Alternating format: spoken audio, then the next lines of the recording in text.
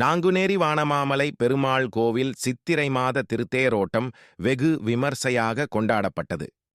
இவ்விழாவினை பற்றி காண்பதற்கு முன்னர் வானமாமலை பெருமாள் கோவிலின் தல வரலாறு பற்றி காண்போம். ஆழ்வார் திருநகரியை ஆட்சி செய்த காரிமாற பாண்டியன் என்ற மன்னன் சிறந்த விஷ்ணு பக்தனாக விளங்கினான். அந்த மன்னனுக்கு திருமணமாகி நீண்ட காலமாகியும் பிள்ளை பேறு கிட்டவில்லை. தனக்கு பிள்ளை பேறு கிட்ட வேண்டி மன்னனும் தன் மனைவி சேர நாட்டு திருவெண்பரிசாரத்தை ஆண்ட மன்னனின் மகளான உடைய நங்கையை அழைத்து கொண்டு திருக்குறுங்குடி தலத்திற்கு சென்று நம்பிராயரை மனமுருகி வணங்கி தனக்கு ஒரு ஆண் மகன் பிறக்க அருள் செய்யும்படி வேண்டிக் கொள்கிறார். அன்று இரவு காரிமாற பாண்டிய மன்னரின் கனவில் தோன்றிய நம்பிராயர், பெருமாள் திருக்குறுங்குடி நகரிலிருந்து கிழக்கே 4 ஏரிகள் சூழ்ந்த இடத்தின் மத்தியில் எனது சகோதரனான வானமாமலை பெருமாள் தனது பரிவாரங்கள் சகிதமாக பூமிக்கு அடியில் புதையுண்டு கிடக்கிறார் எனவும், நீ அங்கு சென்று காணும்போது அந்த இடத்தை எறும்புகள் சாறை சாறையாக ஊர்ந்து செல்லும், வானில் அதற்கு நேராக கருடன் வட்டமிட்டு கொண்டிருக்கும் எனவும் கூறி அந்த இடத்தை தோண்டி அங்கு புதையுண்டு கிடக்கும் சுயம்பு மூர்த்தங்களை பிரதிஷ்டை செய்து திருக்கோவில் கட்டி வழிபட்டால் உன் விருப்பம் நிறைவேறும் எனவும் கூறி அருளுகிறார்.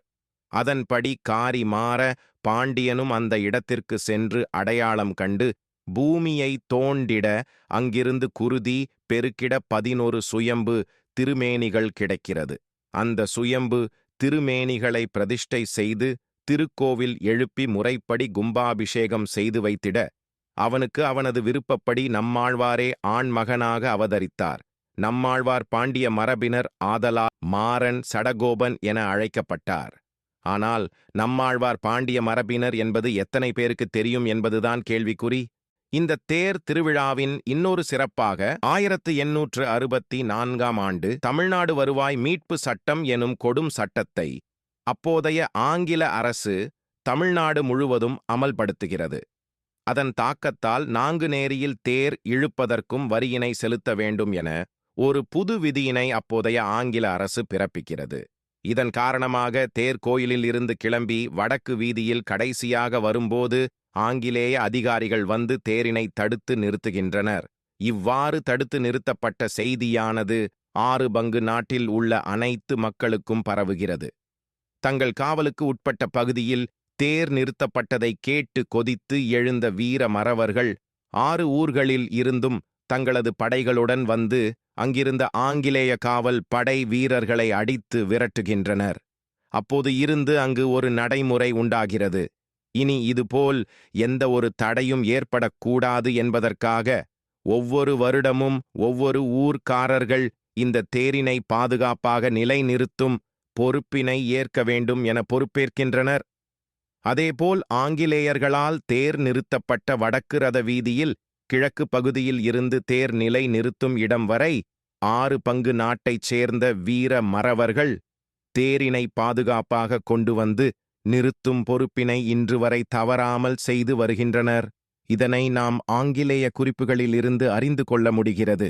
இந்த தேர் திருவிழா பற்றி இந்த வருடம் பொறுப்பேற்று நடத்தும் நெடுங்குளம் கிராம பாண்டியர்கள் கூறுவதையும் 6 பங்கு நாட்டு பெரியவர்கள் கூறுவதையும் காண்போம். இந்த பாரம்பரியமிக்க நாங்குநேரி ஸ்ரீ வானமாமலை பெருமாள் திருக்கோவில் சித்திரை திருவிழா தேரோட்டம் நாங்குநேரி 6 பங்கு நாட்டார் மக்களின் சார்பில் வருடந்தோறும் நடக்கிறது. இதில் இந்த வருடம் நாங்குநேரி 6 பங்கு நாட்டார் நெடுங்குளம் ஊர் பொதுமக்கள் சார்பாக இந்த வருடம் 8ஆம் திருவிழா மண்டபப்படி மற்றும் தேரோட்டம் 6 பங்கு நாட்டார் எல்லாரும் ஒத்துழைப்புடன் சிறப்பாக நடைபெற்று கொண்டிருக்கிறது. இது இந்த பூமியில் வானமாமலை பெருமாள், ஸ்ரீவரமங்கை தாயார் இவர்கள் இந்த பூமியில் நாங்கள் அனைவரும் 6 பங்கு நாட்டார் மற்றும் அனைத்து சமூகத்தினரும் தெய்வமாக மதித்து வருகிறோம். இந்த சித்திரை திருவிழா இன்று 10ஆம் தேர்விழா சிறப்பாக நடைபெற்று கொண்டிருக்கிறது.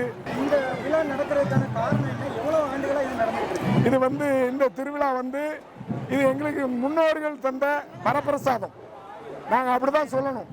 இது 1000 ஆண்டுகளுக்கு முன்பாகவே அந்த பாண்டியர் மன்ன காலத்தில் இருந்து இந்த திருவிழா எங்களுடைய இந்த 6 பங்கு நாட்டு சார்பாக விமரிசையாக நடந்து கொண்டிருக்கிறது. இது முன்னோர்கள் தந்த எங்களுக்கு வரப்பிரசாதம். அதை நாங்கள் தொடர்ந்து ஆறு பங்கு நாட்டார் சார்பாக இந்த சித்திரை திருவிழா 8ஆம் திருவிழா மண்டபப்படி ஒவ்வொரு வருடமும் ஒரு ஊர் சார்பாக நாங்கள் நெடுங்குளம், பட்டப்பிள்ளை புதூர், அடுத்தது தென்னிமலை, அடுத்தது மருகால் குறிச்சி கன்னிமார் பங்கு, அடுத்தது மஞ்சங்குளம், அடுத்தது மருகால் குறிச்சி, இப்படி 6 ஊர் 6 பங்கு நாட்டார் சார்பாக நாங்கள் இந்த தேர் திருவிழாவை நடத்தி வருகிறோம். இன்று சித்திரை திருவிழா நாங்குநேரியில் கோலாகலமாக கொண்டாடப்பட்டு கொண்டிருக்கிறது.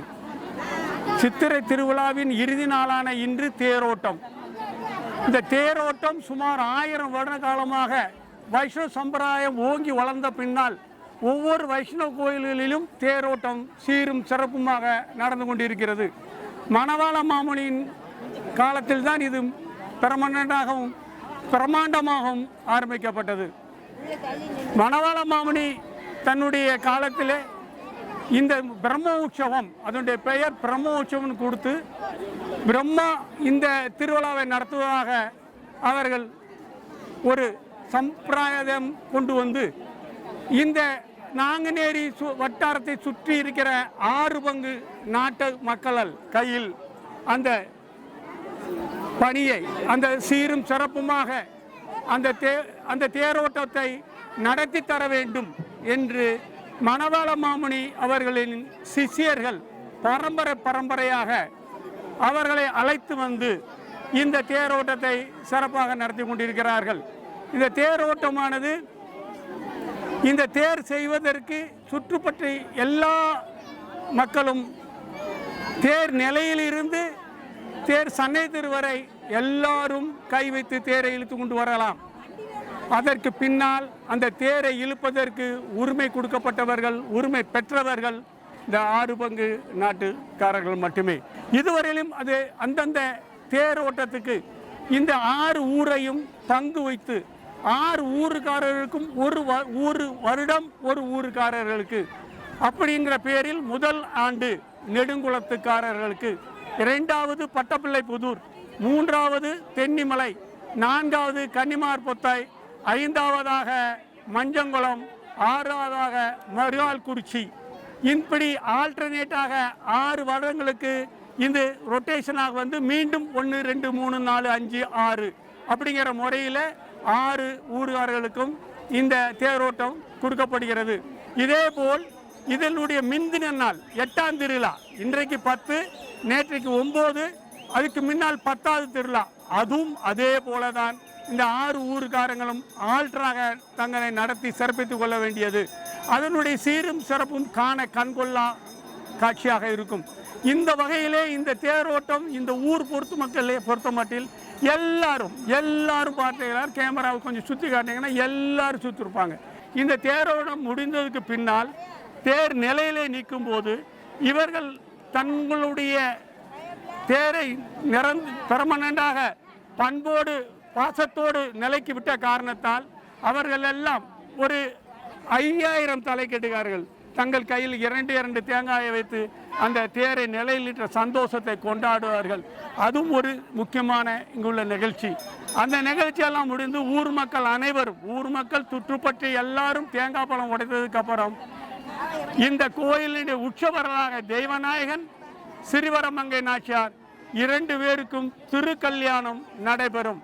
இந்த திருக்கல்யாணத்தில் தங்கள் தரப்பிலிருந்து யார் மல்லிகைப்பூ மாலை ஜோடியாக வாங்கி கொடுத்து, ஒன்று தாயாருக்கு ஒன்று பெருமாளுக்கு என்ற விதத்தில் இந்த கல்யாணம் நடக்கும்போது யார் அணிவித்தார்களோ, யார் தன் பிரார்த்தனை வேண்டிக் கொண்டார்களோ அவர்கள் அனைவருமே அவர்கள் வீட்டில் திருமணம் உடனடியாக அந்த மறு ஆண்டுக்குள் நடந்து விடுகிறது.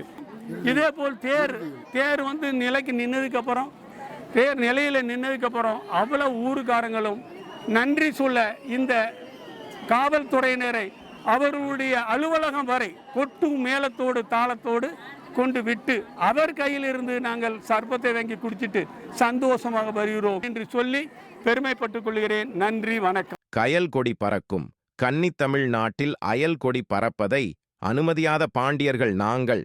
கடல் பிறகோட்டிய பாண்டியன் மானமே உயிரின வாழ்ந்து வீரத்தின் உதிரமாய் சிங்கக் கூட்டமாய் வீறு கொண்டு அன்றும் இன்றும் என்றும் மன்மனம் மாறாமல் தென்பாண்டி நாட்டின் பெரும் வரலாற்றை உருவாக்கிய 6 பங்கு நாட்டார் அரசாண்ட தம்மேனி கருத்த மறவர்கள் நாங்கள் என பெருமை மிக்க வீரமிகு பாண்டியர்கள் வாழும் இந்த 6 பங்கு நாட்டில் பெருமைகளுக்கு பஞ்சமில்லை, அன்புக்கும் பஞ்சமில்லை.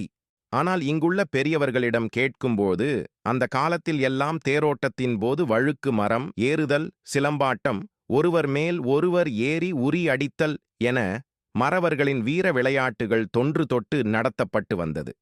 ஆனால் இன்று ஒவ்வொரு ஊரும் தனித்தனியாக பிரிந்து மேளத்தை கூட்டிக் கொண்டு ஆடுவதும் இருசக்கர வாகனங்களில் கூட்டமாக வருவதையே பெருமை கொள்கின்றனர் என வேதனையாக கூறுகின்றனர் ஊர் பெரியவர்கள். நவீன காலத்திற்கு ஏற்ப நம்மை தகவமைத்துக் கொள்வது எவ்வளவு முக்கியமோ அதேபோல் நம் வீர வரலாற்றையும் பாரம்பரியத்தையும் காப்பாற்ற வேண்டியது நம்முடைய கடமையாகும்.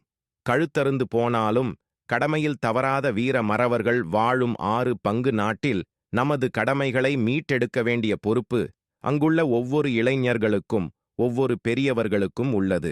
பார்க்கலாம், அடுத்த வருடமாவது பாண்டியர்களின் கயல் கொடி பறக்க பாரம்பரியமிக்க வீர விளையாட்டுகள் நடைபெறுகிறதா என்பதை.